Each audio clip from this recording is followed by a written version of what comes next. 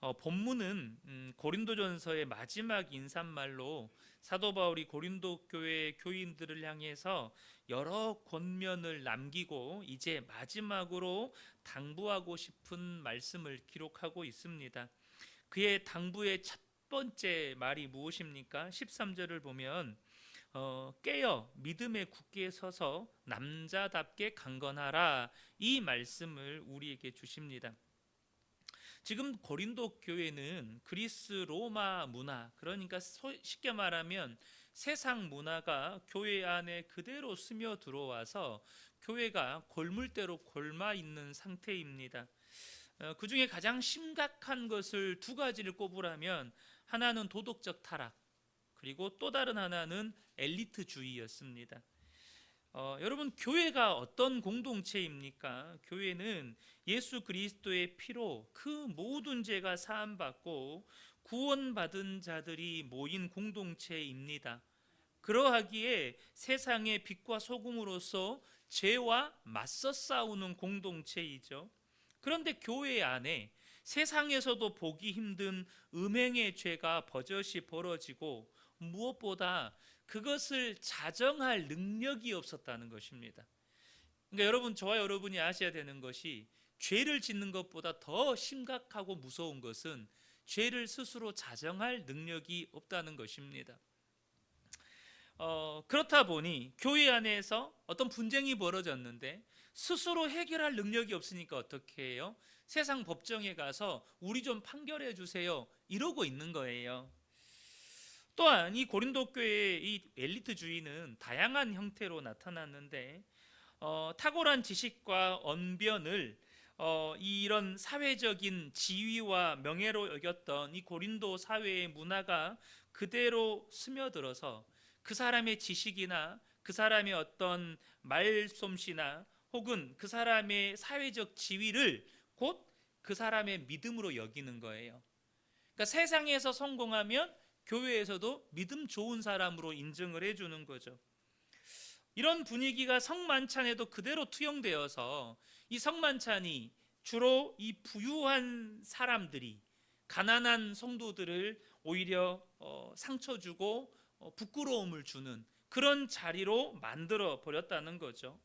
또한 이 은사자들 그룹, 이 성령의 은사자들 그룹은 방언이나 어떤 다른 은사들을 영적인 성숙의 어떤 표징으로 여겼습니다. 그래서 그 은사에 과도하게 열광했다는 것이죠. 그래서 이 공적인 예배를 자신들의 은사들을 과시하고 신비한 어떤 체험을 추구하는 무대로 삼았다는 것이죠.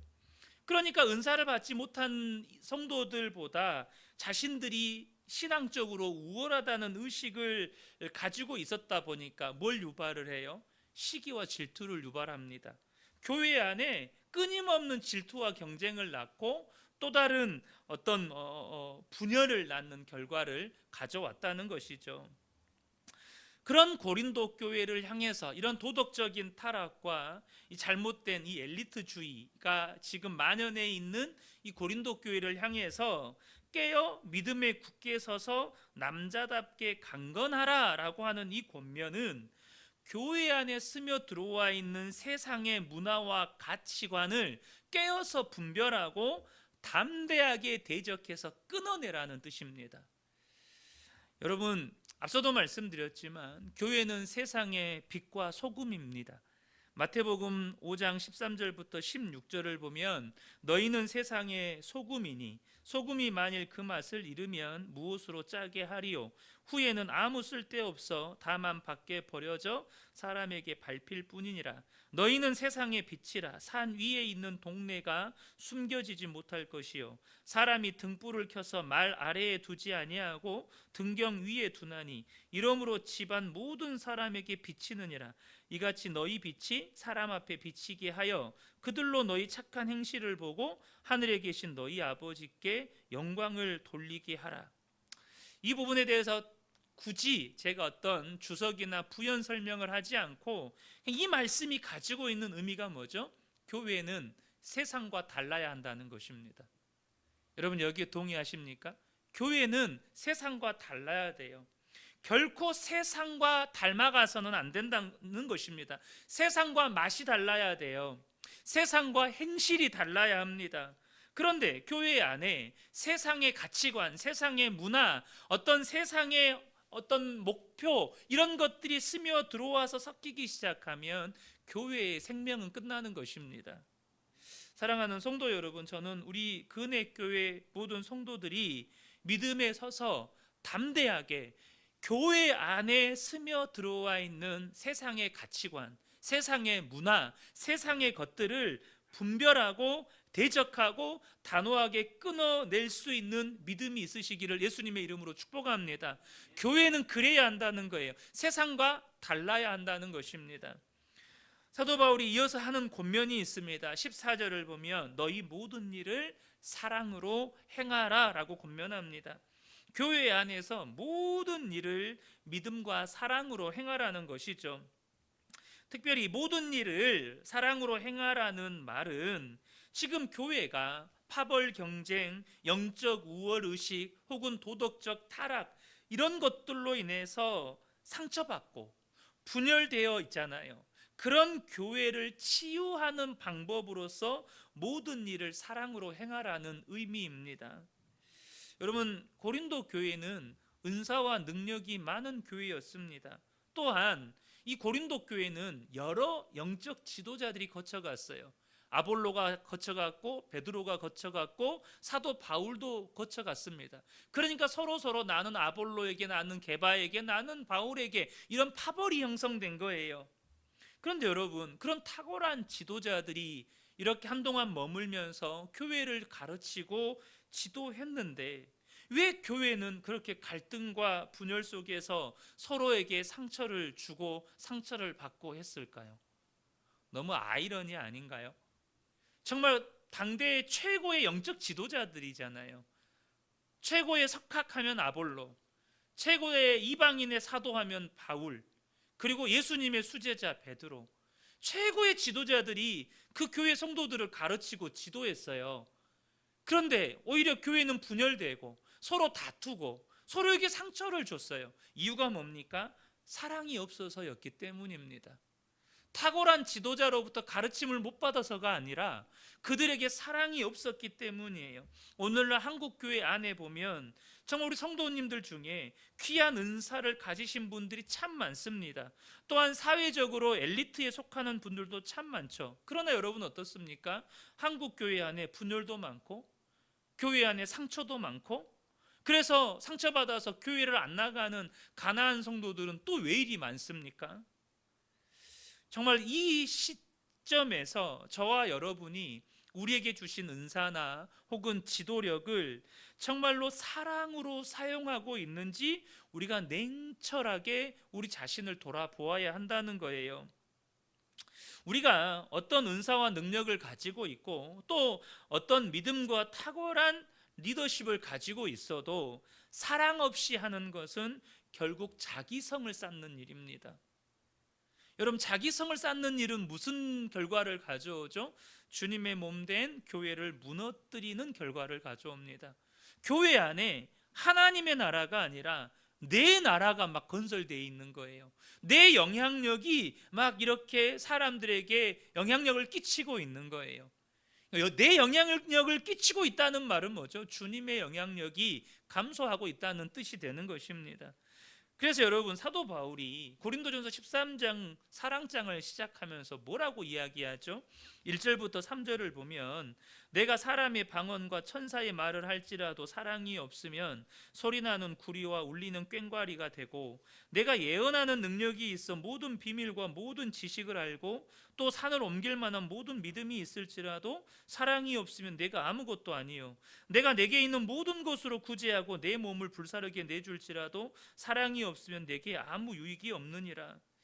여러분, 우리가 어떤 은사를 가지고 있고 어떤 능력을 가지고 있고 어떤 직분과 리더십을 가지고 있어도 사랑이 없으면 그것은 아무 의미도 없다는 것입니다. 나에게도 아무 유익도 없거니와 그것으로 내가 어떻게 내 몸을 불사르는 열심으로 교회를 섬길다 할지라도 그것은 나에게 아무런 유익이 되지 못한다는 거예요. 그러므로 여러분, 저와 여러분이 주님의 몸된 교회의 지체로 부르심을 받았습니다. 저는 우리 근혜교회 모든 성도님들이 이 주님의 몸된 교회를 세워가는데 하나님의 의의 도구들로 쓰임받게 되시기를 축복합니다. 그런데 정말 중요한 게 있어요. 우리에게 은사도 주셨고 능력도 주셨어요. 직분도 주셨어요. 그런데 우리가 교회를 섬겨갈 때 내게 이런 은사가 좀 더 있었으면, 내게 이런 능력이 좀 더 있었으면, 여러분 우리 이런 생각할 때 있잖아요. 목사인 저도요. 왜 그런 마음이 없을까요?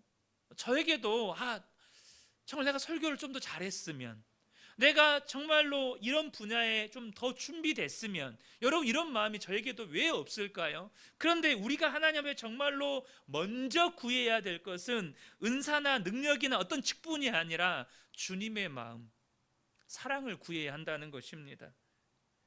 사랑이 없는 은사나 능력이나 직분은 여러분 좀 너무 이 표현이 과격한 표현일 수도 있어요. 그런데 사랑이 없는 은사, 사랑이 없는 능력, 사랑이 없는 직분은 강도의 손에 쥐어진 칼입니다. 이것을 아셔야 합니다. 저와 여러분이 주님의 마음을 구하지 않고 주님의 사랑을 구하지 않고 정말로 열심으로 교회를 섬기면 섬길수록 우리 안에 뭔가 정말로 교회가 아름답게 세워져가는 의의 열매가 맺어지는 것이 아니라 여기저기서 피 흘리는 성도들이 생겨난다는 거예요. 그러므로 저와 여러분이 은사나 능력이나 직분을 구하기 전에 주님의 마음, 주님의 사랑을 구할 수 있는 저와 여러분 되시기를 축복합니다. 특별히 사랑이 없을 때 나타나는 대표적인 현상이 있습니다. 그것은 용납함이 없다는 것입니다. 여러분 이게 얼마나 무서운 일인지를 아셔야 합니다. 예수님께서 유대인의 명절이 되어서 예루살렘에 올라가셨습니다. 그곳에는 베데스다라고 하는 연못이 있었죠. 그 연못 주변에는 천사가 내려와서 물을 움직이면 그곳에 가장 먼저 들어가는 병자가 낫는다라는 미신이 있었습니다. 그래서 그 연못 주변에는 항상 수많은 병자들이 장사진을 치고 있었습니다. 헛된 미신을 믿고 그곳에 몰려있는 이 병자들도 불쌍한데 그 중에 특별히 더 불쌍한 사람이 있었습니다. 바로 38년 된 병자였습니다.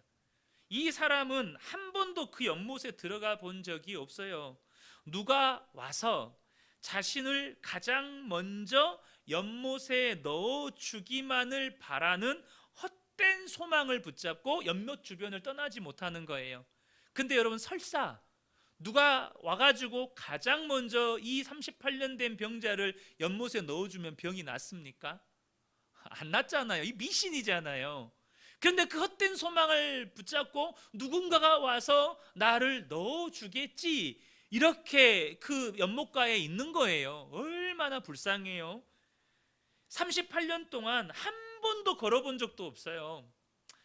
그런데 예수님이 이 병자를 발견하신 거예요. 그리고 그 병자를 고쳐주십니다. 38년 동안 한 번도 걸어본 적이 없는 사람이 걷게 된 거예요. 얼마나 축하할 일이고 함께 기뻐해 줄 일이고 축복해 줄 일입니까? 그런데 하필 그날이 안식일이었어요. 이를 본 유대인들이 이 병자에게 하는 말이 있습니다. 요한복음 5장 10절입니다. 유대인들이 병 나은 사람에게 이르되 안식일인데 내가 자리를 들고 가는 것이 옳지 않다. 이 뭔 말이에요? 유대인들은 이 38년 된 병자가 그 연못 주변에 얼마나 오랜 시간 방치되어 있었다는 것을 다 알고 있는 사람들이에요. 그가 얼마나 절망스러운 처지에 놓여 있는지, 얼마나 고통 가운데 있는지 다 지켜본 사람들입니다. 그 사람이 38년 만에 병에서 노임을 받았어요. 그런데도 하는 말이 뭐예요? 그들의 율법에 의하면 안식일에는 노동하면 안 돼요. 근데 그들이 말하는 노동이 뭐예요? 이 병자가 평상시에 깔고 앉아있던 돗자리 있잖아요. 그 돗자리를 들고, 우리 편으로 말하면 돗자리예요. 그 돗자리를 들고 걸어갔다 이거예요. 그 돗자리 들고 걸어갔다고 야 너 옳지 않아. 어떻게 그 돗자리를 안식일에 두고 갈 수가 있어? 그건 율법을 어기는 거야. 여러분, 얼마나 잔인합니까? 너무 잔인하지 않습니까? 여러분, 사랑이 없으면 사람이 이렇게 잔인해진다는 거예요. 38년 그 질병의 고통에서, 그 질병에 노예된 삶에서 노임받은 사람에게 돗자리 들고 갔다고 너 지금 죄 짓고 있어? 이렇게 정죄하고 있다는 것입니다. 여러분, 우리 안에 사랑이 없을 때, 주님의 마음이 없을 때, 하나님이 행하신 놀라운 일을 보고도, 그것도 한 사람이 38년의 고통에서 벗어난 이 기쁜 날에도 자기가 옳다고 생각하는 기준을 가지고 다른 사람을 정죄하고 판단하고 있다는 것입니다. 이렇게 행동하는 것 자체로도 무서운 일이지만 더 무서운 건 그렇게 사랑이 없는 이들을 향한 주님의 경고입니다. 요한계시록 2장 2절부터 5절을 보면 에베소 교회를 향한 주님의 경고가 담겨 있습니다. 내가 내 행위와 수고와 내 인내를 알고 또 악한 자들을 용납하지 아니한 것과 자칭 사도라 하되 아닌 자들을 시험하여 그의 거짓된 것을 내가 드러낸 것과 또 내가 참고 내 이름을 위하여 견디고 게으르지 아니한 것을 아노라. 그러나 너를 책망할 것이 있나니 너의 처음 사랑을 버렸느니라. 그러므로 어디서 떨어졌는지를 생각하고 회개하여 처음 행위를 가지라. 만일 그리하지 아니하고 회개하지 아니하면 내가 내게 가서 내 촛대를 그 자리에서 옮기리라. 에베소 교회 성도들은 참 탁월한 성도들이었던 것 같아요. 교회를 거짓 가르침으로 어지럽히는 자들을 용납하지 않고 그 거짓된 것들을 다 들추어내고 심지어 주님의 이름을 위해서 고난도 견디고 인내하고 충성했습니다. 분명히 칭찬받을 일이죠. 이게 얼마나 대단한 일입니까? 그러나 여러분, 저와 여러분이 기억하셔야 됩니다. 주님의 마음, 주님의 사랑 없이 내가 교회를 섬기는 일은 결국 자기 왕국을 세우는 일이 되어버린다는 거예요.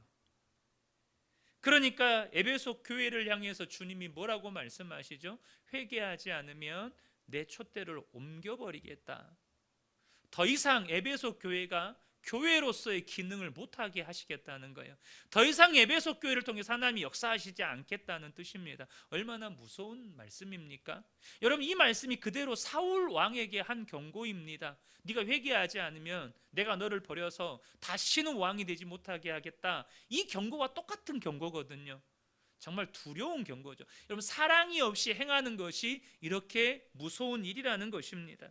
사도 바울은 지금 고린도 교회 교인들을 향한 마지막 인사말을 통해서 교회의 정체성을 무너뜨리는 진리가 아닌 것들, 교회의 거룩함을 무너뜨리는 죄악들에 대해서는 분별하고 끊어낼 수 있는 담대하고 강인한 믿음, 그것과 동시에 옆에 있는 성도를 정말로 세워갈 수 있는 이 사랑이 조화되어야 한다는 것을 강조하고 있는 것입니다.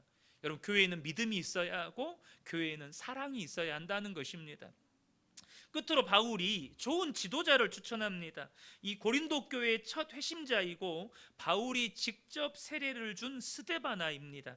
15절 16절을 보면 형제들아, 스데바나의 집은 곧 아가야의 첫 열매요. 이 고린도 지방의 첫 열매가 스데바나였어요. 또 성도 섬기기로 작정한 줄을 너희가 아는지라. 내가 너희를 권하노니 이 같은 사람들과 또 함께 일하며 수고하는 모든 사람에게 순종하라. 이렇게 말씀합니다.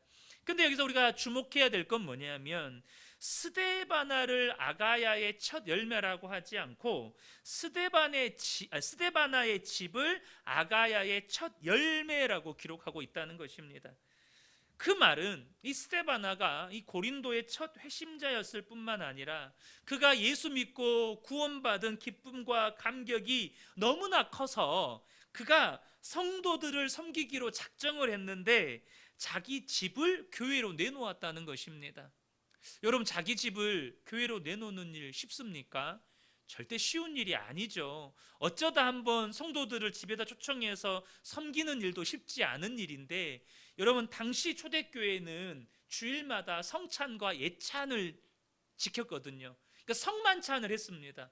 그러니까 매주마다 성찬식과 또 함께 식탁 교제를 나눴다는 거예요. 그것을 매주마다 자기 집에서 하는 것입니다.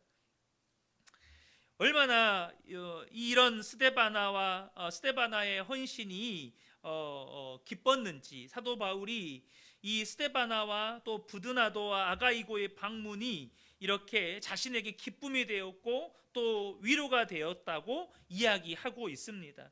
특별히 이들이 고린도 교회의 사랑을 이렇게 바울에게 전해주는 역할도 했다는 것이죠. 여러분, 고린도 교회가 어떤 교회였습니까? 앞서도 말씀드렸던 것처럼 자기 지혜와 지식을 막 자랑하고 언변을 자랑하고 사회적인 지위를 자랑하고 또 은사를 내세우는 이런 영적인 우월의식에 빠져 있는 사람들이 정말 많았어요. 그런데 그런 사람들 속에서 겸손하게 자발적으로 형제를 섬기는 십자가의 본을 보이는 리더들, 그런 믿음의 사람들이 있었다는 것입니다. 사랑하는 성도 여러분, 지금 바울이 그런 스데바나에게 순종하라라고 지금 권하고 있거든요.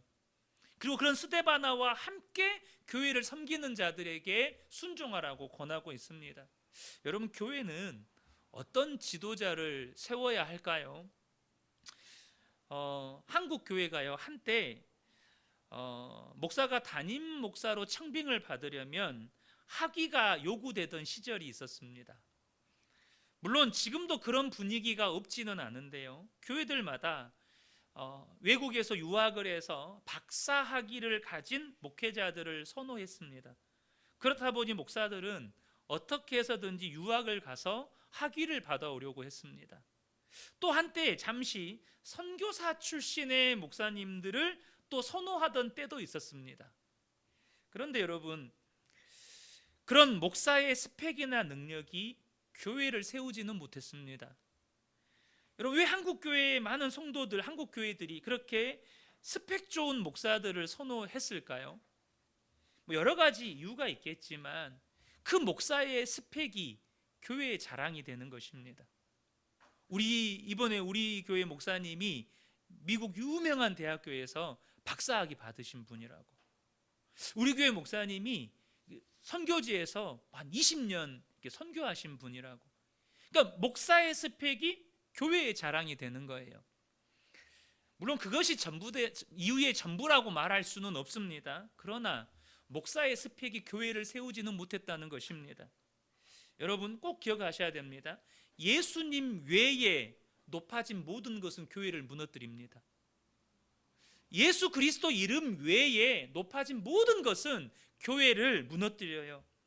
여러분, 교회는 자신을 치장하기 위해서 지도자를 세우는 것이 아니라 정말로 본받고 순종할 지도자를 세워야 합니다. 그리고 그 지도자는 예수 그리스도를 본받는 자, 그러니까 정말로 나는 죽고 예수로 사는 자여야 한다는 거예요. 성도는 그 지도자가 살아가는 십자가의 삶을 따라가는 겁니다. 사도 바울이 고린도 교회 교인들을 향해서 이렇게 권면하잖아요. 고린도전서 11장 1절을 보면 내가 그리스도를 본받는 자가 된 것 같이 너희는 나를 본받는 자가 되라. 저는 성도님들께 이렇게 말할 수 있는 목사가 되기를 정말로 간절히 소원합니다. 그런데 우리 성도님들도 여러분을 바라보는 우리 다음 세대가 있고 또 우리 믿음의 후배들이 있잖아요. 그러면 적어도 저는 우리 성도님들이 나를 바라보고 있는 믿음의 후배들에게 내가 예수님을 본받는 것처럼 너도 나를 본받는 자가 되라 라고 말씀할 수 있는 그런 복된 분들 되시기를 축복합니다. 교회는 그래야 됩니다. 그래야 믿음이 계승이 돼요. 근데 너 나같이 살면 안 된다, 이렇게 말하면 여러분, 교회는 끝나는 거예요. 정말로 내가 예수님 본받는 것처럼, 내가 온전하지는 않지만 내가 예수님 본받는 것처럼 너도 나의 이런 부분들을 본받고 정말로 예수님 본받는 사람이 되라, 이렇게 말할 수 있어야 한다는 것이죠. 끝으로 바울이 에베소 교회를 비롯한 아시아 교회들의 안부를 이제 고린도 교회에게 전해줘요. 19절 20절입니다. 아시아의 교회들이 너희에게 문안하고 아굴라와 브리스가와 그 집에 있는 교회가 주 안에서 너희에게 간절히 문안하고 모든 형제도 너희에게 문안하니 너희는 거룩하게 입맞춤으로 서로 문안하라. 특별히 아굴라와 브리스가는요, 바울과 함께 천막을 만들면서 고린도 교회를 세웠던 소위 개척 멤버들입니다. 근데 지금 이들이 에베소에서 바울과 동역하는 그들의 안부를 이렇게 전해주고 있는 거죠. 특별히 여기서 우리가 주목해야 될 것은 거룩하게 입맞춤으로 서로 문안하라라는 이 명령입니다. 이 명령은 모든 성도가 그리스도 안에서 온전히 한 가족이 된 공동체라는 뜻입니다. 분명 우리는요, 살아온 환경이 다르고 각자가 사회에서 차지한 지위나 위치도 달라요. 그러다 보면 여러분, 사람과 사람 사이에는 의도와 상관없이 세상이 갈라놓은, 그러니까 세상에서 내가 차지하고 있는 지위, 내가 세상에서 살아온 삶의 환경들, 이런 것들이 있잖아요. 그러니까 내 의도와 상관없이 사람과 사람 사이를 갈라놓은 단절과 장벽들이 존재합니다. 이건 내 의도와 상관이 없어요. 그러니까 사람과 사람 사이엔 이런 장벽들이 존재합니다. 그런데 사도 바울이 예수를 믿는 성도들에게 어떤 일이 일어났는지를 분명히 말씀합니다. 에베소서 2장 14절부터 16절입니다. 그는 우리의 화평이신지라 둘로 하나를 만드사 원수된 것 곧 중간에 막힌 담을 자기 육체로 허시고 법조문으로 된 계명의 율법을 폐하셨으니 이 둘로 자기 안에서 한 새 사람을 지어 화평하게 하시고 또 십자가로 이 둘을 한 몸으로 하나님과 화목하게 하려 하심이라. 예수 그리스도 안에서 우리에게 무슨 일이 일어났습니까? 세상에서 우리가 모르게 쌓였던 사람과 사람 사이를 갈라놓았던 장벽들이 다 무너졌다는 거예요. 우리를 원수되게 만들었던 모든 장벽들이 십자가에서 무너졌다는 것입니다. 그래서 사도 바울은 지금 그리스도 안에서 한 몸 되라고 권면하는 것입니다. 그러면서 이 편지의 마무리로 정말 무서운 경고를 하나 해요. 22절을 보겠습니다. 그러므로 누구든지 주를 사랑하지 아니하면 저주를 받을지어다. 우리 주여 오시옵소서. 갑자기 끝에 가서 주를 사랑하지 않으면 저주를 받을 것이다 라는 무서운 경고를 합니다. 여러분, 이 문자적인 의미를 보시지 마시고 이 편지를 쓰는 바울의 심경을 보셔야 합니다. 바울의 심경은 뭘까요? 이 고린도 교회를 향한 너무나도 안타까운 마음이 있는 거예요. 그들이 정말로 그 악한 길에서 돌이켜서 주님의 몸된 교회됨을 회복하기를 원하는 간절한 마음이 있기 때문에 이렇게 무서운 경고를 통해서 그들이 돌이킬 것을 정말 촉구하는 이 마지막 펜을 손에서 못 내려놓고 있는 것입니다. 그런데 우리가 여기서 또 한 가지 생각해 봐야 될 게, 그럼 지금까지 사도 바울이 고린도 교회 성도들의 죄를 들추어낼 때 주님을 사랑하지 않는 것에 대해서 지적했습니까? 지금 사도 바울은 고린도 교회의 성도들을 향해서 너희들은 왜 주님을 사랑하지 않느냐라고 책망한 적이 없어요.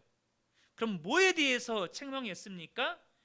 형제를 사랑하지 않는 것에 대해서 사도 바울이 끊임없이 책망했습니다. 성도들에게 상처 주고 성도들에게 성도도 서로 경쟁하면서 팝을 만들고 성만찬에 연약하고 가난한 성도들을 상처 주고 이렇게 형제를 사랑하지 않는 것에 대해서 사도 바울이 책망했다는 것이죠.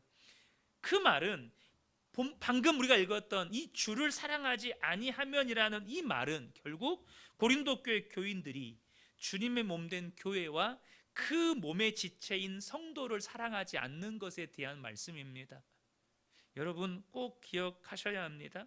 주님을 사랑한다는 건 주님의 몸된 교회를 사랑하는 것입니다. 주님을 사랑한다는 건 주님의 신부인 교회를 사랑하는 것입니다. 그러니까 나는 주님을 사랑해요 라고 말하는데 교회를 사랑하지는 않아요. 성도를 사랑하지는 않아요. 그건 무슨 말이에요? 그건 결국 주님을 사랑하지 않는다는 뜻입니다. 우리가 어떠한 말로 주님을 사랑한다라고 고백한다 한들 교회를 사랑하지 않고 성도를 사랑하지 않는다면 그것은 주님을 사랑하지 않는 것이 되는 것입니다. 사랑하는 성도 여러분, 저는 우리 그은혜 교회가 또 앞으로 새롭게 시작될 은혜의 소망 교회가 이 교회의 지체로 부르심을 받은 우리 성도님들 한 분 한 분들이 이렇게 주님의 몸된 교회를 아름답고 건강하게 세워가는 그런 주님의 의의 도구들로 쓰임받게 되시기를 예수님의 이름으로 축복합니다.